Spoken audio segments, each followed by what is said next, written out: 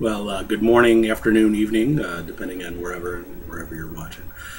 This is going to be a remake of the first video lesson that I did. I've upgraded my camera and my sensibilities as far as making these videos, so it was in definite due need of an overhaul. The video quality was pretty bad, and the lighting was low. So I'm learning as I go here as well. So, but I do think the stuff that I talked about in the first lesson was probably crucial to doing and understanding anything else I'm going to talk about as far as these beginner jazz lessons. So it's a good idea to have a redo of that lesson. So what we're going to talk about here is what I call 12 essential chords for beginning with jazz. Essential maybe is too strong of a word, but these 12 chords can get you through a lot. They're a great starting point. They're definitely not the only 12 you need to know, not by a long shot, but they'll help you start to relate more complicated chords to more simple things. And if you can relate things back to the 12 chords that we talk about today, you can cover a lot of ground and keep the tax on your brain to be a little bit lower. So let's take a look at these. We're going to do all these examples in the key of C. We're going to look at 4 chord types: the major 7th, the dominant 7th, the minor 7th, and the minor 7 flat 5, or half diminished as it's called. And what I want to show you is how they're related to each other. We're going to basically form the next chord in succession by dropping one note in the chord that precedes it. That sounds complicated, but we'll show it now. I'm going to look at chords on a couple different string sets. The first string set we're going to look at is going to be the 6th string plus the 4th, 3rd, and 2nd. I really consider the 2 lowest strings on the guitar to be the bass strings, and for the most part I am not going to be playing chords that include both of those strings. The other 2 chord positions that we're going to look at are actually going to use adjacent strings, using the 5th through 2nd and then the 4th through 3rd. So the first grouping, the ones that use which will be a root on the 6th string, are actually going to be a split voicing where we're going to jump over the 5th string. And it just, to me, that sounds better. It's a little more complicated, I guess, to start that way, and you could easily think of just groups of 6 through 3, 5 through 2, and 4 through 1. But I don't think the 6 through 3 chords are really something you're going to use a whole lot. So this gets you right into something that's usable, and you can apply it right away. So in the key of C, we're going to start with the major 7th chord, and here we have it. I'm playing this at the 8th fret here, and the root there on the 6th string at the 8th fret. Next 2 notes are at the 9th fret. I've got my 7th, which is a B, there on the 4th string. My 3rd, which is an E, on the 3rd string. And there's the 5th on top, the G. C major 7.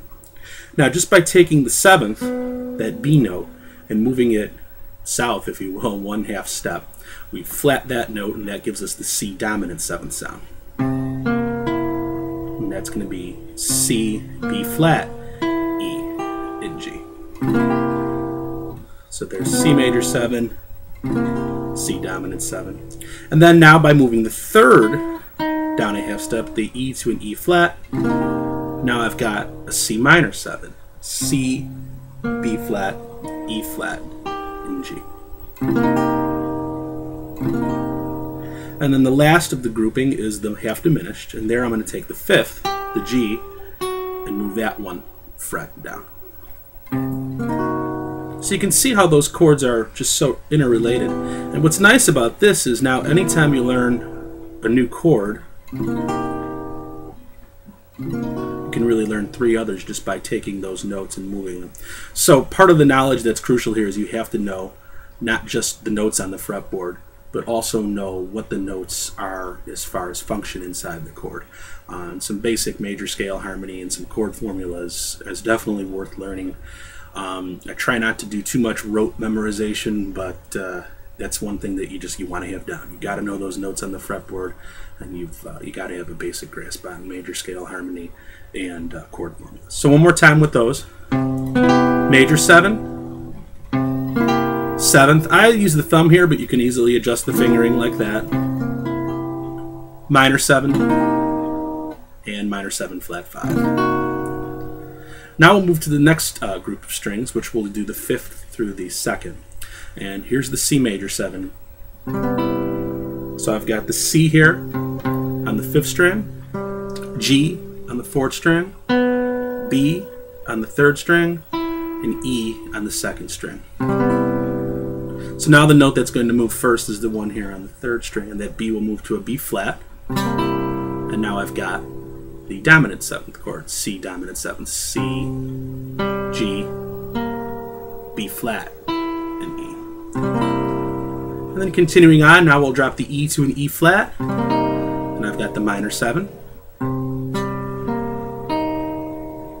And then moving now the 5th lower, I've got the minor 7 flat 5. So again, so you can see how that all moves.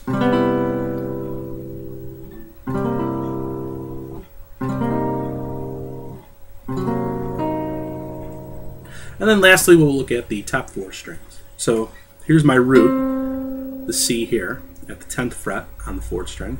There's my C major 7 chord.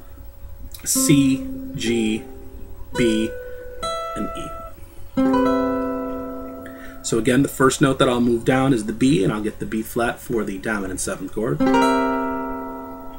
Then we'll move the E and get the minor 7. And then lastly, we'll move the G and get the half diminished. So there's the chords again. C major 7, C dominant 7, C minor 7, and C half diminished.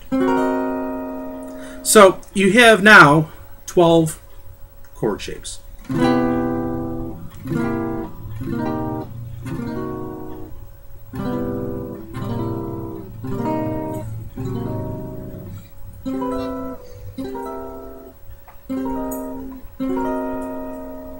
And with those 12 chord shapes, we can learn arpeggios. And I was going to save that for another lesson, but I think I can go into it briefly here and then do another more in-depth lesson on arpeggios. But arpeggios are just taking the notes that are in the chord and playing them in succession. Now, if you look at these chords here, taking the first one for example again here, we go right from the root to the 7th. So there's a 3rd and a 5th in between here that we need to account for. So what I'm thinking when I'm learning these chords is I just want to find a way that I can grab all the notes that are available in the chord that relates closely to the shape that I'm seeing my hand in when I'm actually playing them as a chord. So there's the C major 7 chord, and then I'll show you this arpeggio that goes along with it, and you'll just see how it fits into the chord. So C with the root, 3rd, 5th, 7th, root, 3rd, 5th, 7th. Okay? So it's a better fingering right there. And we can do that with all of them. Okay, so we just, C dominant 7th, now you're just going to lower your 7th as you play.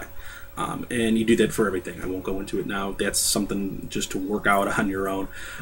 It can get a little boring practicing it that way, so I suggest always practicing things in context. Look at songs and just run the arpeggios up and down over the form of a song. If you pick a song that has like one chord to the bar, it's really useful for doing stuff like this because you can just play, quarter notes or eighth notes, up on one chord, down on the next, up on one chord, down on the next. So I hope that this helps you get started, and we'll do another lesson in the future more about those arpeggios. But I think 9 minutes is enough of listening to me talk at this point.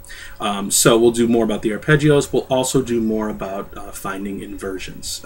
So we don't always have to have the root on the bottom of the chord, which is very important for jazz playing and for having voice leading, to be able to connect your chords where you hear a common tone or a tone move and a half-step movement so that things are linked together really smoothly.